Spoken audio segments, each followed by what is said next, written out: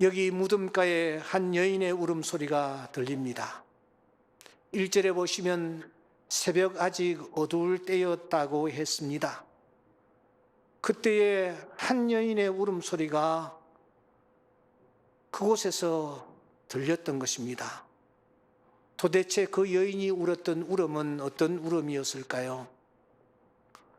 성경에는 크게 두 종류의 울음을 우리에게 소개합니다. 하나는 다크레오라는 울음입니다. 이 울음은 소리를 내지 않고 우는 울음입니다. 그렇게 우는 경우가 있지 않습니까? 그저 눈물만 줄줄 흘리는 그런 울음입니다. 요한복음 11장 35절에 보면 마르다와 마리아가 오라버니를 잃고 주께서 여기 계셨다면 내 오라비가 죽지 아니하였겠나이다, 이렇게 탄식하는 그 마리아와 마르다의 눈물을 보신 주님, 당신도 친히 눈물을 흘리셨습니다. 예수께서 눈물을 흘리시더라. Jesus wept. Jesus wept. 성경 중에서 가장 짧은 이 11장 35절, 단 두 단어로 되어 있는 이 단어가 우리의 가슴을 아리게 하는 것입니다. 그런데 그때 주님은 다크레오 하셨습니다. 소리를 내어서 우시 않고 주님은 눈물을 흘리셨습니다. 또 하나의 울음이 있습니다. 그것은 클라이오라는 울음입니다. 애간장이 녹아내리는, 소리를 낼 수밖에 없는, 오랫동안 계속하여 통곡하며 우는 울음입니다. 저 배 밑창으로부터 깊은 곳에서 터져 올라오는 울음입니다. 세상의 베들레헴에 왕이 탄생했답니다. 그러자 왕으로 있던 헤롯이 눈이 뒤집혔습니다. 자기가 당연히 왕인데 왕이 탄생했다니 이게 대체 말이 되는 얘기냐? 그래서 이 헤롯은 사람들을 베들레헴에 보냅니다. 그리고 베들레헴에서 태어난 2살배기 이내의 사내 아이들을 전부 칼로 살해를 해버립니다. 여러분, 갑자기 생명처럼 키우던 내 사랑하는 자식이 2살 아래라는 이유 하나 때문에 살해를 당하여 세상을 떠나고 말았습니다. 이 모습을 바라본 부모들, 자식을 잃은 부모들의 심정이 어떠했겠습니까? 그때의 마태는 그 베들레헴에 일어났던 그 참상을 보면서 그는 이렇게 기술을 하고 있습니다. 라마에서 슬퍼하며 크게 통곡하는 소리가 들리니 라헬이 그 자식을 위하여 애곡하는 것이라. 통곡했다. 이때 사용되었던 단어가 클라이에오입니다. 그러므로 이 클라이오는 가장 고통스러울 때, 가장 힘이 들었을 때, 어찌할 수 없을 때에 내지르는 울음이라고 할 수 있습니다. 그런데 그 클라이오가 오늘 본문에 등장을 하고 있습니다. 아니, 반복되고 있습니다. 여러분 11절을 한번 보시기 바랍니다. 울고 있더니 울면서 클라이오입니다. 13절을 보십시오. 천사들이 우느냐 묻습니다. 클라이오입니다. 예수님께서 15절에 어찌하여 울며 했습니다. 클라이오입니다. 무려 4번이나 이 클라이오가 반복이 되는 것입니다. 4번의 반복은 더 이상 강조하려고 해도 할 수가 없을 정도의 강조입니다. 그 어둠이 가시지 아니한 그 새벽에 다른 곳도 아닙니다. 며칠 전 그 몸서리치도록 처참한 일이 벌어졌던 그 현장, 그 언덕에서 이런 새벽에 정적을 찢는 소리가 들리는 것입니다. 간장이 녹아내리는 듯한 울음, 클라이오의 울음, 여인의 입에서 나오는 울음이 지금 울려 퍼지고 있는 것입니다. 여러분, 이 여인이 왜 어떤 연유로 이렇게 클라이오 하고 있습니까? 우리가 이 사건 전후를 유심히 좀 살펴보노라면 또 하나 반복되는 단어가 등장합니다. 다시 말씀드리면 이 클라이오와 함께 등장하는 단어가 있단 말입니다. 그게 뭡니까? 블레포라는 단어입니다. 보다. 여러분 1절을 주목하십시오. 막달라 마리아가 무덤에 와서 돌이 무덤에 옮겨진 것을 보고 블레포. 5절을 주목하십시오. 놓인 것을 보았으나 블레포. 6절 들어가 보니 블레포. 세마포가 보였고 블레포. 8절 그때야 무덤에 먼저 갔던 다른 제자들도 들어가 보고 블레포. 11절 마리아는 무덤 밖에 서서 울고 있더니 울면서 굽혀 무덤 안을 들여다 보니, 계속해서 이 본다라는 단어가 등장하는 것입니다. 그러니까 오늘 이 사건을 중심으로 클라이오라는 단어와 블레포라는 이 단어가 서로 마치 경쟁을 하듯이 지금 등장을 하고 있습니다. 이것은 이 여인이 클라이오한 이유가, 그렇게 애절하게 울었던 이유가, 그렇게 애간장이 녹는 울음을 터뜨린 이유가 블레포 때문이었다라는 것을 우리가 알 수가 있는 것입니다. 그러면 이 여인이 도대체 무엇을 보았기에 그가 이렇게 애절하게 울고 있단 말입니까? 본문을 다시 한번 보십시오. 이 여인이 본 것이 무엇입니까? 무덤입니다. 무덤을 막은 돌입니다. 시신을 쌓아두었던 세마포입니다. 머리를 쌌던 수건입니다. 빈 무덤입니다. 무덤 밖입니다. 무덤 안입니다. 한결같이 그녀가 지금 보고 있는 것은 죽음과 관련된 것들입니다. 이 죽음과 관련된 것들은 도대체 무엇을 상징합니까? 여러분, 죽음과 관련된 이 모든 것들은 절망과 탄식과 한숨과 패배와 실패와 상실을 상징합니다. 무덤이 있는 곳, 죽음이 있는 곳에는 이러한 것들이 드리워져 있기 때문입니다. 그런데 이 여인이 지금 이것들을 보고 있는 것입니다. 그런데 이 블레포라는 이 단어는 단순히 본다라는 뜻, 그 뜻을 넘어 관망한다, 주의 깊게 살핀다, 확인해 본다, 깨닫다 하는 뜻을 다 담고 있습니다. 그러니까 이 블레포라는 단어는 단순히 이렇게 본다 하는 뜻이 아닙니다. 내 시선을 고정시키고 내가 그것에 집중하고 있다라는 뜻을 담고 있습니다. 이렇게 이 여인이 새벽에 그 무덤가에서 이러한 것들을 본 결과 그에게 나타났던 것은 도대체 무엇이었습니까? 첫째로 클라이오였습니다. 다크레오도 아닌 클라이오였습니다. 애절한 울음, 하염없는 울음, 통곡.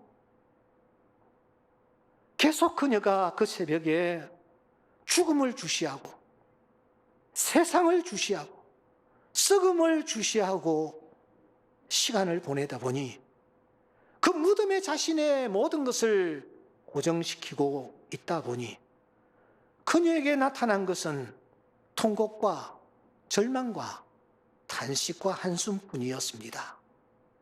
또 무엇이었습니까? 그 무덤을 주시하고 무덤에 집중하고 있다 보니 판단의 오류가 생기기 시작했습니다. 울다 보니까, 무덤에 집중하다 보니까 상황을 올바르게 판단하지 못하고 있는 것입니다. 무덤을 바라봅니다. 무덤의 돌을 바라봅니다. 세마포를 바라봅니다. 빈 무덤을 바라봅니다. 이런 것들에 계속 자신의 시선을 고정시키다 보니 지금 자기 눈앞에 펼쳐지는 상황을 제대로 파악을 하지 못하고 해석을 하지 못하고 있는 것입니다. 그는 생각합니다. 아하, 무덤 속에 시신이 없는 것을 보니 누군가 분명히 예수님의 시신을 훔쳐간 것이 분명하다. 이렇게 확신하고 있는 것입니다. 여러분, 예수님의 시신을 누가 훔쳐갔기에 그 현장에 예수님의 시신이 없었습니까? 심각한 판단 오류였던 것입니다. 셋째로, 영적으로 소경이 되어가고 있었습니다. 그곳을 향하여 계속 집중하다 보니 그의 눈이 점점 어두워졌습니다. 그 옛날 발람처럼 말입니다. 라오디게아 교회 성도들처럼 말입니다. 20장 15절에 보니 이 여인은 예수님을 동산지기로 착각하고 있는 것입니다. 주님을 알아보지 못하고 있는 것입니다. 사랑하는 여러분, 여러분들은 지금 어떻습니까? 무엇에, 어디에 여러분의 시선을 집중시키고 있습니까? 밤낮 자고 일어날 때마다 골똘하게 생각하는 것이 도대체 무엇입니까? 잠을 자다가 일어나서 여러분들은 무엇에 집중하고 있습니까? 여러분들이 바라보고 여러분들이 생각하는 관심사는 도대체 어떤 것들입니까? 그래서 얻은 것들, 그래서 얻은 결과는 도대체 무엇입니까? 혹시 이 여인처럼 클라이오는 아닌지요? 판단의 오류를 계속 범하고 있는 것은 아닌지요? 더 나아가 신앙생활을 한다 하면서도, 예수님을 따른다 하면서도 영적으로 오류를 범하고 영적으로 어두워진 상태에 머물러 있지는 않습니까? 만일 오늘 내가 세상의 것에 집착하고 세상에 썩어질 것에 내 시선을 집중시키다가 슬픔에 젖어 있다면, 수없이 판단의 미스를 하고 있다면, 무엇보다도 영적으로 어두운 상태에 놓여 있다면, 여러분들은 오늘 이 아침 이 강단에서 흘러내리는 메시지에 귀를 기울이셔야 합니다. 왜냐하면 이것을 극복할 수 있는 유일한 길을 오늘 성경이 우리에게 제시하고 있기 때문입니다. 여러분, 그게 무엇입니까? 20장 14절을 주목하시기 바랍니다. 이 말을 하고 뒤로 돌이켜. 저는 이 말씀을 주목하고 있습니다. 이 여인이 울고 있었습니다. 이 여인이, 사랑하는 여러분, 판단의 오류를 범하고 있습니다. 더 나아가 이 여인이 영적으로 점점 어두워진 상태에 있었는데, 이 모든 것들을 지금 극복할 수 있는 놀라운 메시지를 오늘 14절은 담고 있는 것입니다. 이 말을 하고 뒤로 돌이켜. 그녀가 돌이켰다라고 했습니다. 이는 무슨 뜻입니까? 그가 지금까지 집중해 있던 무덤과 관련된 것들, 캄캄함, 이 모든 것에서 그가 시선을 돌렸습니다. 시선을 옮겼습니다. 시선을 그가 옮겼을 때에 자신이 시선을 옮긴 바로 그곳에 누가 계셨습니까? 부활하신 주님, 사망의 권세를 깨치신 주님, 모든 것을 가능케 하시는 주님이 바로 그곳에 계신 줄 믿습니다. 그분이 계셨습니다. 그 순간, 그 주님을 보는 순간 이 여인에게 놀라운 일이 일어나기 시작했습니다. 놀라운 변화가 일어나기 시작했습니다. 여러분, 어떤 변화가 일어났습니까? 그녀에게 큰 기쁨이 찾아왔습니다. 마태복음 28장 8절에 보시면 무서움과 큰 기쁨으로 빨리 무덤을 떠나. 이 여인이 기쁨으로 가득 찼습니다. 지금까지 클라이오, 슬픔과 애절함과 정말 간장을 다 쏟아내는 듯한 통곡에 사로잡혀 있었는데, 이 여인에게 큰 기쁨이 찾아오기 시작했습니다. 클라이오 대신에 찾아온 은총의 선물입니다.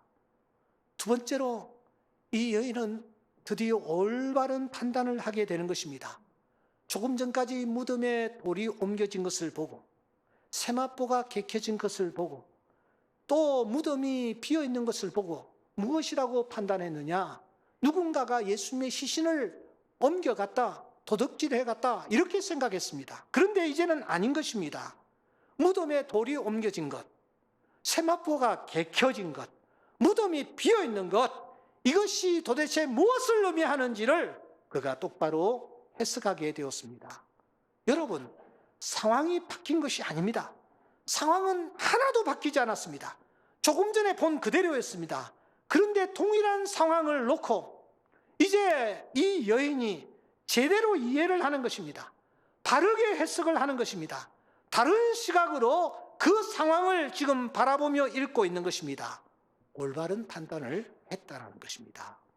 세 번째로 그의 영적 눈이 열려지기 시작했습니다. 자기 앞에 서 계신 분을 그는 동산지기로 알았습니다.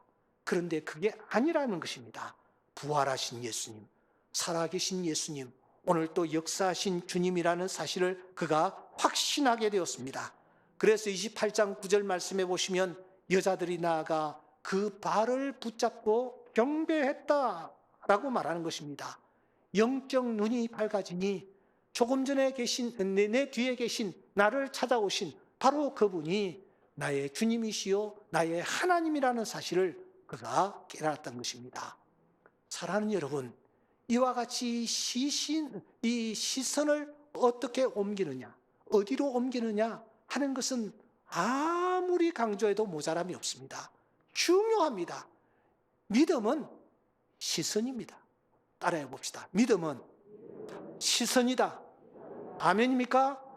내가 믿음의 눈으로 무엇을 바라보느냐, 어디를 바라보느냐, 여기에 모든 것이 다 결정이 되는 것입니다. 우리가 해야 할 일은 오직 한 가지, 시선을 그분께 두는 것입니다. 예수께로 돌이키는 것입니다. 예수께로 돌이킬 때에 바로 그곳에 주님이 계셔서 나의 삶을 주관하시고 인도하시며 간섭하시고 은혜 베풀어 주실 줄 믿습니다.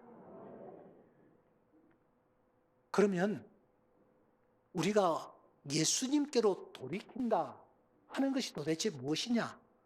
이것이 풀어야 할 숙제입니다. 이 당시에는 부활하신 예수님이 베드로 앞에도 나타나시고 도마 앞에도 나타나시고 여인들 앞에도 나타나시고 했습니다. 그러니까 우리가 주님께로 몸을 돌이킨다라는 것은 해석하기가 쉽습니다. 그런데 오늘 우리는 주님을 볼 수가 없습니다. 주님이 내 눈앞에 나타나지도 않습니다. 그런데 어떻게 하면은 주님께로 몸을 돌이키는 것이 될까? 이게 우리의 숙제입니다. 여러분, 어떻게 하면은 내가, 오늘을 살아가는 내가 주님께로 몸을 돌이키는 것이 될까요? 이 질문을 가지고 저는 이 본문을 깊이 묵상했습니다. 그때 성령께서 알려주셨습니다.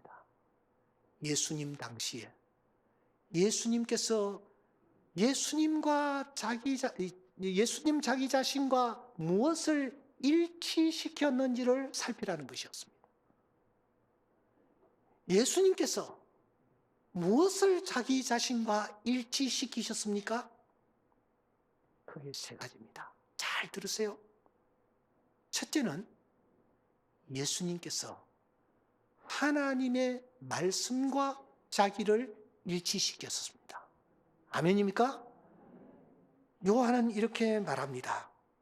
말씀이 육신이 되어 우리 가운데 가셨다.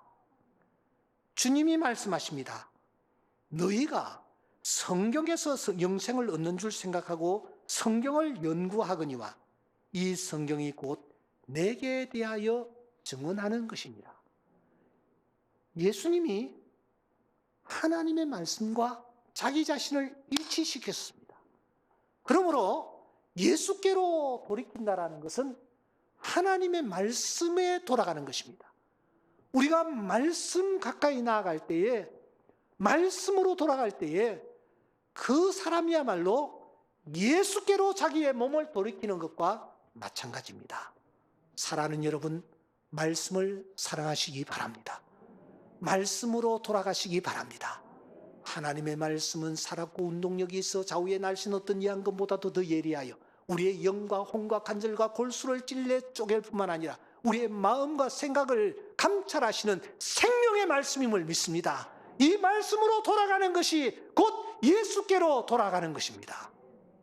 두 번째, 예수님은 소자와 자신을 일치시키셨습니다. 양과 염소의 비유에서 주님이 말씀하십니다. 내가 진실로 너희에게 이르노니 너희가 여기 내 형제 중에 지극히 작은 자 하나에게 한 것이 곧 내게 한 것이니라. 무슨 말입니까? 주님이 소자와 자기 자신을 일치시키고 계시다라는 것을 우리에게 알려주는 것입니다. 주님이 어디에 계십니까? 소자들과 함께 계십니다. 약한 자들과 함께 계십니다. 병든 자들과 함께 계십니다. 가난한 자들과 함께 계십니다.